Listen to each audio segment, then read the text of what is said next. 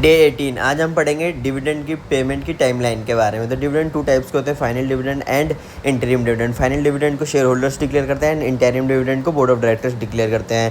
तो सबसे पहले सेक्शन 123 सबसेक्शन 4 के हिसाब से जैसे ही डिविडेंड डिक्लेयर हो जाता है उसके 5 डेज़ के अंदर अंदर उस डिविडेंड को अमाउंट को सेपरेट बैंक अकाउंट में ट्रांसफर कर दिया जाएगा, स्पेशल बैंक अकाउंट में। उसका सेक्शन 124 सबसेक्शन 1 के हिसाब से डिविडेंड की डेट ऑफ डिक्लेरेशन से 30 डेज़ में पेमेंट हो जानी चाहिए। अगर 30 डेज़ में डिविडेंड की पेमेंट नहीं होती है तो with in 7 days after the period of 30 days आपको एज़ पर सेक्शन 124 सबसेक्शन 1 के हिसाब से वो अमाउंट को ट्रांसफ़र कर देना है अनपेड डिविडेंड अकाउंट में।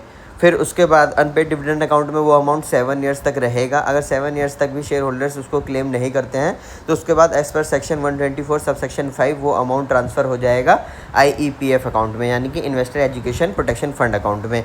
अब समझते हैं इसको एक एग्जांपल से।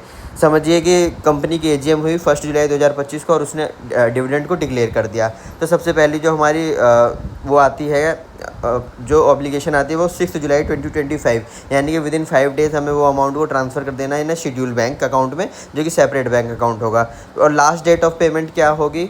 31 जुलाई 2025, यानी कि विद इन 30 डेज़ में पेमेंट कर देनी चाहिए। अगर 30 डेज़ में पेमेंट नहीं हुई तो उस अमाउंट को हमें अनपेड डिविडेंड अकाउंट में डाल देना होगा बाय 7 अगस्त 2025, मतलब विद इन 7 डेज़।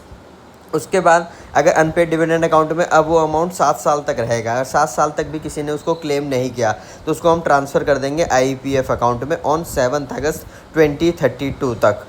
अगर अब इसके बाद can shareholders claim the dividend after transfer to IEPF, अगर एक बार अमाउंट डिविडेंड का अमाउंट IEPF अकाउंट में चला गया, क्या शेयर होल्डर्स उसके बाद भी उसको क्लेम कर सकते हैं?